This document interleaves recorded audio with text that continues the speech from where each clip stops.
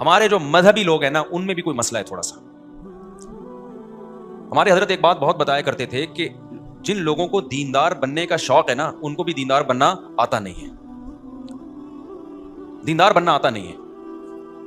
دیکھو اسلام اور مذہب اور دین نام ہے قرآن اور سنت کو فالو کرنے کا, پیغمبر کی تعلیمات کو فالو کرنے کا. آپ کے مزاج کو فالو کرنا اس کو اسلام نہیں کہتے. ہمارے یہاں کچھ چیزیں لوگوں میں مشہور ہو گئی ہیں. جب حضرت مولانا طارق مل صاحب کے بیٹے کی حادثاتی موت ہوئی نا تو کچھ چیزیں اس وقت بھی میرے سامنے آئیں. لوگ کہہ رہے تھے خودکشی کی ہے. خودکشی تو نہیں کی تھی 100%, یہ تو ثابت ہو گیا ہے. چیمبر میں گولی غلطی سے چل گئی. ایک بات ہے اگر بالفرض کی بھی ہے خودکشی, مثال ہے, تو اس کا مولانا طارق مل صاحب کے دیندار یا بے دین ہونے سے کیا تعلق بھائی؟ یہ اللہ نے کب کہا ہے کہ جنت میں وہ جائے گا جس کا بچہ بھی نیک ہوگا؟ یہ کہیں لکھا ہوا ہے قرآن میں؟ نہیں ہے میرا خیال ہے. کہتے خودکشی کے خلاف بیانات, اپنے گھر میں خودکشی ہو گئی. ہو سکتا ہے بالکل. انسان اپنے عمل کا مکلف ہے, بیوی بچوں کے عمل کا مکلف نہیں ہے. قرآن نے کہا قوا انفسکم واہلیکم نارا, اپنے آپ کو اپنے بیوی بچوں کو جہنم سے بچانے کی کوشش کرو. بچا پاؤ گے؟ اس کے بارے میں تو قرآن نے کہہ دیا انک لا تہدی من احببت, اے نبی آپ نہیں بچا سکتے, ہدایت دے سکتے. ہدایت کس کے ہاتھ میں ہے؟ میرے ہاتھ میں. نبی اگر کسی کے دیندار ہونے سے اس کے رشتہ داروں کو ہدایت ملنا ضروری ہوتا تو سب سے پہلے محمد صلی اللہ علیہ وسلم کے سب سے چہیتے چچا ابو طالب کو ہدایت ملتی. ساری زندگی ہمارے نبی اس درد میں روتے رہے کہ کسی طرح میرے چچا کو ایمان کی توفیق مل جائے. نوح علیہ الصلوۃ والسلام نے 950 سال تبلیغ کی ہے, بیٹا کافر ہو کے مرا ہے. کیا کوئی نوح علیہ السلام, ہمارے لوگ ہوتے وہاں پہ, ہم کہتے لو دنیا کو تبلیغ ہو رہی ہے, اپنے گھر کی فکر نہیں. نوح علیہ السلام کی بیوی بھی کافر, لو دنیا کو سمجھا رہے ہیں, اپنی بیگم کو دوپٹہ نہیں پہنا سکتے. یہ آج کل باتیں مارکیٹ میں کیا کر رہی ہیں. میں طلبہ سے جامعۃ الرشید میں پڑھاتا ہوں نا, طلبہ کو وہ چونکہ مولوی بن رہے ہیں نا, مدرسے تو مولانا بننے کی فیکٹریاں ہوتی ہیں, مال پروڈکٹ ہر سال تیار ہو کے نکلتا ہے. تو میں ان کو ایک بات سمجھا رہا تھا کہ کبھی نا اوٹ پٹانگ دعوے نہیں کرنا, ہمیشہ نیچر پہ چلنا, اور جو ریالٹی ہے نا اس سے آگے نکلنے کی کوشش مت کرنا. فنڈر گیری اللہ کو پسند نہیں ہے. حضرت مولانا اشرف علی تھانوی رحمۃ اللہ علیہ کی جو سب سے بڑی خاصیت تھی نا, وہ ہمیشہ ریالٹی پہ بات کرتے تھے, ہمیشہ ریالٹی پہ. ان کی جتنے مواعظ ہیں, خطبات حکیم الامہ کے نام سے اتنے سارے مواعظ چھپے ہوئے, ان کے سینکڑوں کتابیں لکھی ہیں انہوں نے. جب ان کی موت واقع ہو رہی تھی تو عینی شاہدین کا بیان ہے کہ ان کی دونوں انگلیوں سے روشنی کی کرنیں نکل رہی تھیں. ایک کرامت کے طور پہ اللہ نے یہ دکھایا, کیونکہ ساری زندگی انہوں نے اپنے قلم سے اصلاحی امت کا بہت کام لیا اللہ نے. میں نے بہت پڑھا ہے حضرت مولانا شیخ تھانوی رحمۃ اللہ علیہ کو بچپن میں. اگر میں نے ان کو نہ پڑھا ہوتا شاید آج میں یہاں نہ بیٹھا ہوتا. لیکن ان کی اردو بہت گاڑی ہے, بہت ثقیل اردو استعمال ہوتی. کچھ کتابیں حضرت مولانا شیخ تھانوی کی طرف منسوب ہیں جو ان کی ہیں نہیں, کچھ جھوٹ پٹانگ چیزیں. تو خیر کبھی بھی ریالٹی سے ہٹ کے مت جاؤ. مثلا میں نے طلبہ کو سمجھایا, میں نے کہا جب تم کل مولانا بنو گے تو اخلاق پر بیان کرو. اچھے اخلاق وہ ہوتے ہیں انسان غصہ نہ کرے, ہر ایک سے تمیز سے بات کرے, نیک لوگوں کے گھر میں ہمیشہ محبتیں ہوتی ہیں, کبھی جھگڑے نہیں ہوتے. یہ ہمارے واعظین بیان کر رہے ہوتے ہیں. پتہ چلا آپ کے گھر میں ہو گیا پڈا, لوگ کہیں گے دیکھو بھائی محبتوں پہ بیان ہوتے ہیں, اپنے گھر سے چیخنے چلانے کی آوازیں آ رہی. ہمیشہ بیان یہ ہوتا ہے طلاق بہت بری چیز ہے, عزت دار لوگوں کا کام نہیں ہے. لو حضرت جی کی اپنی بیگم کو کیا ہو گئی, ڈیورس ہو, لو بھائی. ہمیشہ بیان ہوتا ہے کاؤنسلنگ, ہم گھروں کو جوڑتے ہیں, جوڑنے میں ثواب ملتا ہے. لو اپنا گھر بچا نہیں سکے, دوسروں کی کیا کر رہے ہیں, کاؤنسلنگ کر کے گھروں کو جوڑ رہے ہیں. میں نے کہا یہ پھینکو ہی نہیں, بولو بھائی ہم گھر جوڑنے کی کوشش کرتے ہیں, جوڑنا ہمارے ہاتھ میں, اپنا نہیں جوڑ سکتے, کیونکہ تالی دونوں ہاتھوں سے بچتی ہے بھائی. اچھا نیک لوگوں کو بیوی ہمیشہ نیک ملتی ہے, اچھی عورتوں کو ہمیشہ بندہ اچھا ملتا ہے, کہیں بھی نہیں لکھا ہوا نا قرآن میں حدیث. بعض دفعہ بڑے نیک ہوتے ہیں فراڈن مل جاتی ہے, بعض دفعہ ایک عالمہ پاکیزہ پردے دار ہوتی ہے, بندہ 2 نمبر مل جاتا ہے اس کو. یہ سب کچھ ہوتا ہے. استخاروں کی پیداوار ایسی ہوتی ہے. یہ جو آج کل خلاف سنت استخارے نکال رہے ہیں نا, استخارہ نکالا اور یہ والا رشتہ نکل آیا تو پھر وہ چرسی نکلتا ہے اس میں, کیونکہ آپ شریعت سے آگے. شریعت نے کب کہا استخارہ نکال کے شادی کرو بھائی؟ شریعت نے کہا مشورے کرو, لوگوں سے اس کی تحقیق کرو. فردی چیزیں بنائی ہوئی ہیں. ایک خاتون نے کہا میرا ایک رشتہ آیا ہوا ہے, اور میں نے کہا بھائی وہ آپ کے ابا نے اس کی تحقیق کی ہے, اس کے دوستوں سے اس کے ساتھ سفر کیا یا اس کی پوری انکوائری کی ہے؟ نہیں, میں نماز پڑھتی ہوں, تہجد پڑھتی ہوں, مجھے یقین ہے اللہ میرے ساتھ غلط نہیں کر سکتا, مجھے یقین ہے میرا اللہ میرے ساتھ ہے, میں اللہ پہ توکل کروں گی. ابے کیوں بھائی, تو کیا मरीख से आई हुई है, कोई अलग टाइप की खातून है क्या कि तू पहली है जिसने तहज्जुद पढ़ी है? क्या तहज्जुद गुजारों को चर्सी हीरोइन से नहीं मिलते, 2 नंबर नहीं मिल जाते? इस्लाम ने कब कहा है कि जब तुम तहज्जुद पढ़ते हो तो जो आ जाए हाँ कर दो? ये कहा इस्लाम ने? अबे यार आप लोग को समझ में नहीं आ रहा। अल्लाह मियां ने असबाब के साथ दुनिया को जोड़ा है मेरे भाई। दुआ असबाब के बाद कबूल होती है। असबाब इख्तियार किए बगैर दुआओं को फोकस करोगे, इसका मतलब आप दुआओं में ही मुखलिस नहीं हो। एक आदमी कमा नहीं रहा, बैठा बैठा दुआएं मांग रहा है, अल्लाह रोटी दे दे, तो क़यामत तक मांग मांग के मर जाएगा, रोटी नहीं मिलेगी उसको, उठ के फूटना पड़ेगा, जाना पड़ेगा बाजार में। एक साहब आए, मुझे कहने लगे मेरा बेटा किसी काम का नहीं है। अल्हम्दुलिल्लाह, ऐसे ऐसे अल्लाह ने माशाल्लाह मुसलमानों को औलाद दी। मैं इसकी शादी कर रहा हूं, शायद कुछ बन जाए। मैंने कहा अगर नहीं बना, बेरोजगार है, करता वर्ता भी अल्हम्दुलिल्लाह। बहुत सारे केसेस आए हमारे पास, एक केस नहीं है ये। हालांकि मैं तो सुबह शाम शादियों की तरगीब देता हूं। उनका ख्याल यह था मैं तो बोलूंगा माशाल्लाह यार ये होता है, बाप बच्चा किसी काम का नहीं है फिर भी 4 शादियां करा दी उसकी, माशाल्लाह। मैंने ऐसा नहीं कहा उसको। मैंने कहा ना ये कमबख्त कुछ कर रहा है, कोई हिले जुले कुछ, चलो फिर अपनी जिम्मेदारियां पूरी कर रहा हो, आपको बताया आज नहीं तो कल अपने पांव पे खड़ा हो जाएगा ये, तो चलो अब मैं ताउन कर देता हूं। अपनी जिम्मेदारी तो ये पूरी नहीं कर रहा, पड़ा रहता है पोस्तियों की तरह। बहुत से बच्चे ऐसे होते हैं कि नहीं होते। मैंने कहा इसकी शादी नहीं कराना, पछताओगे, अगले की जिंदगी भी तबाह होगी जो आएगी। कह रहे नहीं यार अल्लाह ने चाहा तो इंशाल्लाह ये ठीक हो जाएगा निकाह के बाद। मैंने कहा अल्लाह ने अगर नहीं चाहा तो फिर तुझे पता है कि अल्लाह क्या चाहेगा?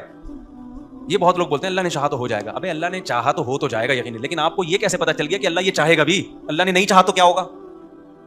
तुम नजर से नजर मिलाते तो, बात करते ना, मुस्कुराते तो, इख्तिलाफात होते रहते हैं, आना जाना था, आते जाते तो। आगे है ये एक शेर, शायर ने कहा है कि आ भी जाओ कि हम बुलाते हैं, तुम बुलाते और हम ना आते तो। ये शेर का इससे ताल्लुक नहीं, सिर्फ तो पे मैंने सुना है ये जो मैंने बयान में तो का लफ्ज़ इस्तेमाल किया ना, मुझे ये शेर याद है। वो कहते हैं भाई वो बच्चा जो है ना माशाल्लाह वो इंशाल्लाह अल्लाह ने चाहा तो हो जाएगा, अल्लाह पे तवक्कुल कर रहा हूँ निकाह में। मैंने कहा भाईजान ऐसा तवक्कुल जायज़? बोलो तवक्कुल वो करेगा जो मेहनत कर रहा हो, अपनी जिम्मेदारी पूरी कर रहा हो। फिर इसमें कुछ कमी बेशी हो रही है, चलो यार मैंने अपनी जिम्मेदारी पूरी की, कुछ काम कौन करेगा? कुछ अल्लाह बरकत दे देगा। उनकी समझ में नहीं आया, बहुत से लोगों ने ऐसा किया है, कर दी शादी, उसके बाद जो बेड़ा गर्क हुआ है बहुओं का, वो और पोस्ती बन के बैठ जाते हैं। कहते हैं अब इस चक्कर में हम कमा लेते हैं कि शादी अब्बा ने कर दी, बच्चे स्पीड से क्या हो रहे हैं, अब बयान मेरा ना लगा के बच्चे पैदा हो रहे हैं। मुफ्ती साहब ने कहा 15, 16, 17, 18 ये रिपोर्टें चल रही हैं। खर्चा किस पे आ रहा है? दादा पे। बोले कमबख्त। और फिर दादा को ये भी उम्मीद नहीं है कि ये बच्चे बड़े होकर कुछ कमा लेंगे, उनको पता है जैसा बाप है बच्चे भी, प्रोडक्ट भी वैसी आएगी मार्केट में। ये बेमौका तवक्कुल है, बेमौका लोग कर रहे होते हैं। भाई अल्लाह ने चाहा तो। एक साहब आए, उनका दामाद उनकी बेटी को 30 साल से सता रहा है और बेटी बिल्कुल हो गई पागल, दिमागी तवाजुन हो गया उसका खराब। 30 साल बाद मशवरा लेने के लिए आए कि मैं दामाद से डिवोर्स लेना चाह रहा हूं, अभी भी मुझे कॉन्फिडेंस इसमें मैं इतना कॉन्फिडेंट नहीं हूं। मैंने कहा थोड़ा और लेट आ जाते। कह रहे हैं एक्चुअली हुआ यह कि हमारी सोसाइटी में तलाक का रिवाज नहीं है, तो हमने सोचा दामाद जब पता चला बहुत ख़राब है और ये ऐसी हरकतें कर रहा है, लड़कियों में इन्वॉल्व है और ना नफ़ा नहीं दे रहा, तो हमने कहा भाई हम अल्लाह से दुआ मांगते हैं, बड़े बड़े पत्थर दिल अल्लाह दुआओं के ज़रिए से चेंज कर देता है, तो हम अल्लाह पे एतमाद करते हैं। बेटी को भी हमने समझाया, हमने दुआ मांगते रहे, फिर ये किया, फिर ये वजीफ़ा पढ़ा, फिर ये पढ़ी, फिर हमें लगा कि नहीं ये ठीक नहीं होगा, लेकिन फिर हमें ख्याल आया कि अल्लाह के यहाँ देर अंधेर नहीं है, और बिल आखिर बेटी का हो गया बेड़ा, दिमाग ही ख़राब हो गया उसका। भाईजान अल्लाह मियाँ के यहाँ देर है अंधेर नहीं है, वो 100% दुरुस्त। इसका ये मतलब नहीं है जो आप समझ रहे हो, इसका मतलब ये है कि जब हुदूदुल्लाह पे कायम रहना मुमकिन ना हो, कुरान में अल्लाह ने कहा है कि अलहदी इख्तियार करो। जिस अल्लाह ने ये कहा कि अल्लाह के यहाँ देर अंधेर नहीं, उसी अल्लाह ने ये भी तो कहा है ना कि जब हुदूदुल्लाह पे कायम रहना मुमकिन ना हो तो क्या कर लो? वहीं यतफर्रक़ा युग़निल्लाहु कुल्लम मिन साअतिही, अलहदी इख्तियार करोगे अल्लाह दोनों को गनी कर देगा, टेंशन ना लो इसकी। तलाक बुरी चीज है, लेकिन ऐसी शदीद मजबूरी में तो अच्छी चीज है, ये भी तो अल्लाह ने कहा है। फिर जब आप अलहदगी का सोचते, फिर आपको ख्याल आता दोबारा शादी कैसे होगी, तो फिर सोचते कि अल्लाह के यहाँ देर अंधेर नहीं है। ये उस मौके पे सोचने का जुमला था। ये उलमा ने लिखा है बात सूरतों में डिवोर्स वाजिब है, तलाक नहीं देता कोई या नहीं लेती औरत तो गुनाहगार होगी। ऐसा ना हो कि फ्री में बिला वजह ये काम शुरू कर दें। जब ये कंडीशन हो कि मार धाड़ एक दूसरे का सर फाड़ रहे हो, खुदकुशियों के ख्यालात आ रहे हो, तो इस्लाम क्या कहता है? अलहदगी इख्तियार करो, चिपका के नहीं रखो एक दूसरे के साथ। एक खातून ने कहा मेरी शादी हो गई, एक हफ्ते के बाद पता चला कि जी बंदा बिल्कुल औलाद ही नहीं हो सकती, बिल्कुल नामर्द है। मैंने सब्र किया, क्योंकि सब्र करने वालों के साथ कौन है? अल्लाह है। और उस सब्र का मुझे ये सिला मिला कि 20-25 साल मैंने शौहर के साथ गुजारा किया, ना औलाद ना कोई डिजायर्स पूरी कर सकता है वो, لیکن اب وہ مجھے پہ شک کرنے لگا ہے کہ یہ اتنی پاک دامنی کے ساتھ میرے ساتھ رہ رہی ہے تو لگتا ہے کہ دال میں کچھ کالا کالا ہے. کہتی مجھے یہ وفا کا صلہ ملا. میں نے کہا آپ نے جو صبر کے فضائل سنے ہوئے تھے نا وہ اس موقع کے نہیں تھے, وہ اس موقع کے ہی نہیں تھے. وہ شادی جب ایک بندے نے دھوکہ دیا ہے, آپ کو بتایا نہیں کہ اتنی بڑی بیماری ہے, پیسوں میں دھوکہ دے دے چل جاتا ہے, عمر کا دھوکہ دے دے, تھا 40 کا بتایا 30 کا چل جائے گا. پتھر سے تھوڑی شادی ہوتی ہے, کسی دیوار سے تھوڑی شادی ہوتی ہے. نکاح کا تو بنیادی مقصد ہی اولاد ہے. اس معاملے میں جب دھوکہ دے دیا, ایک دھوکے باز کے ساتھ وفا کر رہی ہو آپ, بیڑا غرق کر دیا پوری زندگی اپنی, اور اب 30 سال کے بعد طلاق لے کے کہاں جائے گی وہ. یہ ہے ہمارے دینداروں کے غلط کانسیپٹ. نہیں آ رہی کھوپڑی شریف میں بات؟ بھائی جان کیا ہو گیا, سمجھ میں آ رہی ہے بات؟ تو فرضی چیزیں کی ہوئی ہیں. اور ایک غلط کانسیپٹ, دینداروں کے پاس پیسہ اچھا نہیں لگتا لوگوں کو, یہ تو بہت بڑا مسئلہ ہے. جیسے پیسے سیکولر طبقے کی تو کھوپڑی آؤٹ ہو گئی نا پیسے سے, اس کے ہاں تو سب کچھ کیا ہے, پیسہ ہے. ایسے ہی ہمارے ہاں دینداری اور بزرگی کا معیار یہ کہ پھٹے پرانے کپڑے پہنے اور ناڑا لٹک رہا ہو اس میں سے. کیونکہ جب میں بائک پہ پھٹپٹی بائک پہ جاتا تھا, لوگ کہتے تھے حضرت کیا حضرت کو اللہ نے مقام عطا فرمایا. اب میں ریوو میں جا رہا ہوں تو لوگ کہتے ہیں اس کو دیکھو یار بدل گیا بندہ, کیا ہو بدل گیا. وہ بات نہیں رہی, روحانیت ختم. ریوو کا روحانیت سے کیا تعلق ہے اللہ کے بندے؟ کون سی حدیث میں لکھا ہوا ہے؟ یہ سیلفیاں لے رہے ہیں, سیلفی لینے کا اس سے کیا تعلق ہے بھائی؟ ایک صاحب نے لکھا, ہمارے مدرسے کے طالب علم, کہ میں اس مفتی کے بیان پہلے بہت شوق سے سنتا تھا. پہلے یہ سادہ تھا, پتہ نہیں کیا مطلب تھا, شاید ناڑا لٹک رہا ہوگا, کیا ہوگا. میرے تو ہمیشہ سے یہی سفید لباس رہا ہے, 25-30 سال, 95 سے لے کے اب تک میں سفید کپڑے ہی پہن رہا ہوں. گھر والے کبھی کوئی کلر رنگین پہنا دیں زبردستی تو ایک الگ بات ہے, ورنہ یہی ڈیزائن, یہی کالر, اور یہ, اس کے علاوہ کچھ نہیں پہنا ہم نے. اور کیا سادگی چاہیے میرے بھائی, تمہیں وہ ناڑا لٹکنا ہی رہ گیا کہ حضرت اتنے سیدھے ان کے زار میں لٹک رہا ہوتا ہے, اتنے سادہ. کیا تمہیں لینا دینا یار؟ ایک بندہ اگر ریوو میں بیٹھ گیا تو کیا ہو گیا اس سے یار؟ کیوں فضول؟ یہ اچھے دیندار لوگوں کے کمنٹس ہوتے ہیں نیچے. یہ بھی ایک دماغ ہے. کہتے ہیں حضور صلی اللہ علیہ وسلم کی زندگی تو بہت سادہ تھی. دیکھو ہمارے نبی کی زندگی میں تو پھر سفید کپڑے بھی نہیں تھے. اگر نبی کی زندگی کو فالو کرنا ہے تو اس میں پھر جو کی روٹی ہے, گندم کی روٹی بولو نہیں ہے. پھر تو علماء کو چاہیے کہ ایک ٹائم جو کی روٹی کھائیں بس. پھر اس میں ایک لنگی ہے, کبھی اوپر کی چادر تھی کبھی نہیں تھی. وداؤٹ قمیض ہمارے نبی صلی اللہ علیہ وسلم گھومتے تھے, اس لیے کہ کپڑا ہی نہیں تھا. پھر تو اگلا بیان میرا دھوتی پہن کے ہوگا, وداؤٹ بنیان. پھر دیکھتا ہوں ایسی سادگی آپ افورڈ کر پاؤ گے کہ نہیں کر پاؤ گے. پھر 40 دن گھر میں چولہا نہیں جلتا تھا. پھر یہ والی زندگی ہے, 40 دن پھر آپ بھی کبھی گھر میں ہم چولہا نہیں جلے, کوئی ٹکے گا گھر میں؟ اب تو 4 کی باتیں کر رہا ہوتا ہوں, اس کے بعد ایک بھی نہیں ہوگا گھر میں. او بھائی وہ جو نبی کی زندگی تھی نا, یہ سادگی والی کی, ایک لنگی ہے, اوپر پہننے کی قمیض بھی غربت تھی, مسکنت تھی. یہ نبی کی اختیاری تھی. اس میں نبی نے ہمیں اپنے آپ کو فالو کرنے کا حکم نہیں دیا. اگر فالو کرنے کا حکم دیا ہوتا تو حضرت عثمان اور عبد الرحمن بن عوف کی بھی یہ زندگی ہوتی. ان کی تو بڑی لگژری زندگی تھی. حضرت عثمان کے اونٹ تجارتی ایک دفعہ مدینہ میں آئے ہیں نا, تو مدینہ کی زمین ہلنے لگی. پتا چلا کہ سینکڑوں اونٹ مال سے بھرے ہوئے مدینہ میں آ رہے ہیں. اونٹ کا تقاضا وزن ہوتا ہے. جب سینکڑوں اونٹ لدے ہوئے آ رہے ہوتے ہیں, پتا چل غبار سے اور اس کی شان و شوکت سے پتا چلا کہ کس کا تجارتی قافلہ آ رہا ہے, عثمان کا. نہیں آئی میرا خیال ہے بات سمجھ میں؟ تو ہمارے نبی نے تو ان کو منع نہیں کیا. یہ ہمارے نبی کا فقر اختیاری تھا. اللہ نے آپ کا مزاج ایسا بنایا تھا. اس میں بہت ساری حکمتیں تھیں. وہ حکمتیں کیا تھی اس پر میں کئی دفعہ بیان کر چکا ہوں, ابھی یہ میرا ٹاپک نہیں ہے. سلیمان علیہ السلام بھی تو اللہ کے پیغمبر تھے نا. کتنا بڑا عالی شان تخت تھا ان کا, کیسا عالی شان تاج تھا ان کا. ہمارے آج کے یہ صوفی ٹائپ کے, جو جاہل ٹائپ کے صوفی ہیں, یہ اس دور میں ہوتے. حضرت سلیمان کے پاس آ کے کہتے کہ آپ کی تو اسٹائل ہی الگ ہے. آپ کا تو یہ تو بزرگوں کا اسٹائل یہ ہوتا ہی نہیں ہے.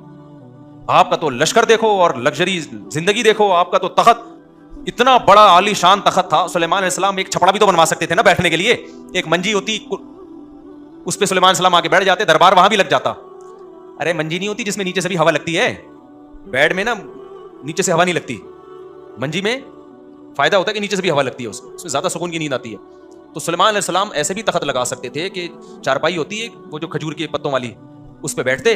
ہمارے نبی کا تخت تو یہی تھا بھائی. ہمارے نبی زیادہ بڑے بادشاہ تھے سلیمان علیہ السلام سے, لیکن تخت کیسا تھا؟ ایک بوریا چٹائی جس میں نشان پڑ جاتے تھے. سلیمان علیہ السلام بھی اللہ کے محبوب پیغمبر, لیکن ان کا انداز کیسا تھا؟ اتنا عالی شان تخت, ملکہ سبا دیکھ کے ہوش اڑ گئے, ہیرے جواہرات جڑے ہوئے اس میں. اب کوئی کہتا ہے یہ بزرگ ہیں, ان کا انداز تو دیکھو. اور بات کا انداز بھی وہی تھا. ہدہد مارکیٹ سے شارٹ ہوا, سلیمان علیہ السلام نے فرمایا وداؤٹ پرمیشن یہ مارکیٹ سے شارٹ کیوں ہوا ہے, جب آئے گا اگر اس نے معقول ریزن پیش نہیں کی اس کو میں سزا دوں گا یا اس کو ذبح کر ڈالوں گا میں. آپ کو لو بھائی ان کی بات کیسے کر رہے ہیں یار, یہاں کے صوفی ہوتے کہتے ہیں یار یہ تو بات بھی عجیب انداز سے کر رہے. بھائی حکومت چلانا ہے تو اسی اسٹائل میں بات ہوگی. اگر سلیمان السلام کا اسٹائل یہ ہوتا ہدہد جب آئے گا تو دیکھیں پہلے میں اس کو محبت سے سہروزے کی جماعت میں بھیجوں گا, پہلے محبت سے سمجھاؤں گا میں اس کو. تو ہدہد تو سدھرتا نہیں سدھرتا, جو اور درباری تھے وہ بگڑ جاتے, بولتے ہیں یہ صحیح مل گئے بھائی ہمیں بادشاہ سلامت, جہاں مرضی غائب ہو جاؤ کوئی بھی بہانہ کر دو, یہ دل کے اتنے نرم ہے وہ بہانہ کیا کر لیتے ہیں, قبول کر لیتے ہیں. سلیمان السلام کو حکومت چلانی تھی, فوج تھی, فوج میں ایسا نہیں ہوتا میدان جنگ میں فوجی مارکیٹ سے شارٹ ہے تو آفیسر آیا کہہ رہا ہے آپ کہاں گئے ہوئے تھے, بیٹا ابھی تو جنگ شروع ہونے والی ہے, میری نانی کا انتقال ہو گیا تھا سر میں وہاں گیا تھا. کوئی بات نہیں بیٹا, انسان کے اخلاق اچھے ہونے چاہیے, میں تمہیں کوئی سزا نہیں دینا چاہتا, آئندہ خیال کرنا. نانا کا انتقال پہ بتا کے جانا. ایسا ہوتا ہے کسی فوج میں نہیں ہوتا. نظام چلانا ہے بھائی, اس میں ڈانٹ بھی ہے, سزا بھی ہے, دھمکیاں بھی ہیں, کورٹ مارشل بھی ہے. تو جس کی نیچرل لائف ہوگی اس میں دھمکیاں بھی ہوں گی, بدماشیاں بھی ہوں گی, پھٹے بھی ہوں گے, اللہ نہ کرے طلاقیں بھی ہو سکتی ہیں, سب کچھ ہو سکتا ہے. یہ سب سوسائٹی کا حصہ ہے. وجہ اس کی یہ کہ ہو سکتا ہے آپ صحیح ہو, سامنے والا ٹھیک نہ ہو, اور یہ بھی ہو سکتا ہے سامنے والا ٹھیک ہے آپ ٹھیک نہ ہو. عورت بعض دفعہ بہت نیک ہوتی ہے, بندہ بہت ہی 2 نمبر آدمی ہوتا ہے, وہ طلاق لے لیتی ہے. لوگ کہتے ہیں لو بھائی عالمہ ہے, با پردہ ہے, مدرسوں میں ساری زندگی گزار دی اور اپنے شوہر کے ساتھ نباہ نہیں کر سکی. اب ہمیں سمجھاؤ بھائی, ہو سکتا ہے وہ شوہر اتنا نالائق ہو کہ وہ نباہ کے قابل ہی نہ ہو. تو یہ موضوع بڑا تھوڑا سا لمبا ہے, ابھی وقت ہمارا چونکہ ختم ہو گیا, تو جمعے کی نماز کے بعد کچھ سوالات کا سیشن بھی ہوگا, کچھ اس موضوع کو تھوڑا سا میں کمپلیٹ کروں گا. تو یہ وہ چیزیں جن کا دینداری سے کوئی تعلق بولو نہیں ہے. پھر تعلق کن چیزوں کا ہے وہ بتاؤں گا انشاءاللہ میں. آپ کہیں پھر ہے کن چیزوں کا تعلق, تو پھر تو ایک دنیا دار میں اور دیندار میں کوئی فرق ہی ختم ہو گیا. تو فرق بتاؤں گا میں. ابھی تو میں بتا رہا ہوں کون سی چیزوں کا دین سے کوئی تعلق نہیں ہے. سمجھتے ہو کہ نہیں سمجھتے؟ تو باقی وقت چونکہ پورا ہو گیا تو انشاءاللہ جمعے کی نماز کے بعد تھوڑی دیر ہم بیٹھیں گے, آپ لوگ لائن پہ رہیے گا.